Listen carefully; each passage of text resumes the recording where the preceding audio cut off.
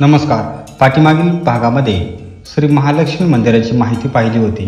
तर आता ह्या भागामध्ये श्री महालक्ष्मी देवीची मूर्तीची माहिती पाहणार आहोत. गाभाऱ्यात देवी महालक्ष्मीची मूर्ती स्थापित केलेली आहे. ती मौल्यवान खड्यांची बनलेली असून कमीत कमी 5000 ते 6000 वर्ष जुनी आहे. 3 फूट उंचीची देवीची मूर्ती काळ्या रंगाची असून 40 किलो वजनाची आहे. मौल्यवान रत्नांनी मूर्ती मढवलेली आहे. देवीचा चौथरा दगडी आहे. देवीला 4 हात असून खालील उजव्या हातात माळुंग, वरच्या उजव्या हातात गदा जी जमिनीला स्पर्श करीत आहे. वरच्या डाव्या हातात खेटक व खालच्या डाव्या हातात पानपात्र धारण केलेले आहे. देवीच्या मुखवट्यावर नागफणा व शिवलिंग कोरले आहे. देवीच्या मागे देवीचे वाहन सिंह आहे. तसेच मूर्ती पश्चिमाभिमुख आहे. पश्चिमेकडच्या भिंतीवर एक छोटीशी खिडकी आहे. त्यातून येणारी मावळत्या सूर्याची किरणे वर्षातून एकदा देवीच्या मुखावर पडतात. या समारंभाला किरणोत्सव असे म्हणतात. सतीचे शव खांद्यावर घेऊन शिव जेव्हा पृथ्वीवर फिरत होते तेव्हा देवीचे 3ही नेत्र येथे पडले अशी समजूत आहे. इतर शक्तिपीठांप्रमाणे इथेही काळभैरवाचे मंदिर आहे. दगडी कमानीतून प्रवेश केल्यावर थोड्या अंतरावर गाभाऱ्याची काळी दगडी कमान आहे. ती शिवशक्तीच्या मिलाफाचे प्रतीक समजतात. संपूर्ण मंदिराचे वजन या कमानीवर तोललेले आहे. गाभाऱ्यावर शिखर आहे. शिखराच्या आत गणपतीची मूर्ती आहे. त्यामागे दगडी कमानीत कीर्तिमुख कोरले आहे. गणपतीसमोर एक चौकोनी शिवलिंग आहे. त्याला मातृलिंग असेही म्हणतात. या कक्षासमोरच नंदी स्थापित आहे. देवीच्या मूर्तीच्या डाव्या हाताला असणारा जिना या वरच्या कक्षात घेऊन जातो. 12व्या शतकात यादव राजांनी हे लिंग स्थापित केले. मुख्य मंदिराच्या डाव्या हाताला महासरस्वतीचे व उजव्या हाताला महाकालीचे मंदिर आहे. दोन्ही मंदिरे शिलाहार राजा गंधरादित्याने 11व्या शतकात बांधली होती. मुख्य मंदिरात श्रीयंत्र कोरलेले आहे.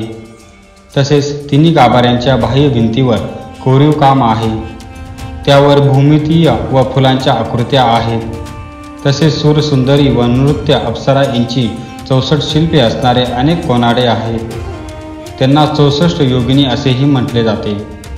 गाभाऱ्याच्या बाह्य देवकोष्ठामध्ये व्यंकटेश्वर कात्यायनी व गौरीशंकर अनुक्रमे उत्तर, पूर्व व दक्षिण दिशांना तोंड करून आहेत. हवेतून उंचावरून बघितल्यावर मंदिराची 4 शिखरे व मध्यभागी एक शिखर दिसते.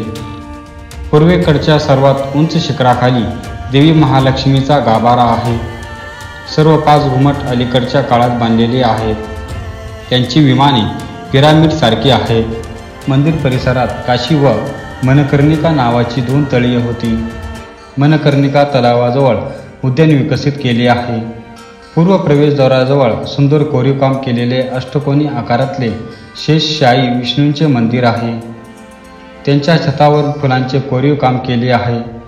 याच्या बाह्य भिंतीवर वरच्या बाजूला जैन तीर्थकरांचे 60 पुतळे स्थित आहेत. पूर्वी हे जैन तीर्थकर नेमिनाथ यांचे देऊळ होते असे समजले जाते. पण आता गाभाऱ्यात विष्णूंची शेषशायी मूर्ती आहे. मुख्य मंदिराभोवती षटकोनासारख्या आकारात दगडी भिंत आहे. आवाराला एकूण 4 प्रवेशद्वार आहेत. मुख्य प्रवेशद्वार पश्चिमेकडे आहे. उत्तरेकडच्या प्रवेशद्वारापाशी एक मोठी घंटा टांगलेली दिसून येते. तिचा आवाज 4 मैलापर्यंत ऐकू जातो. तसेच इथे एक तोफही ठेवलेली आहे. विशिष्ट दिवशी विशिष्ट वेळी तिची सलामी दिली जाते. आवारात इतर अनेक मंदिरे आहेत, जसे की नवग्रह, सूर्य, महिषासुरमर्दिनी, विठ्ठल रुक्मिणी, शिव, विष्णू, तुळजाभवानी इत्यादी. मंदिराचे एकूण आवार 27,000 वर्ग फुटांचे आहे. अशी समजूत आहे की अगदी महाप्रलय या काळातही देवी लक्ष्मी हा परिसर सोडून जाणार नाही, म्हणून या प्रदेशाला अविमुक्त क्षेत्र असेही म्हटले जाते.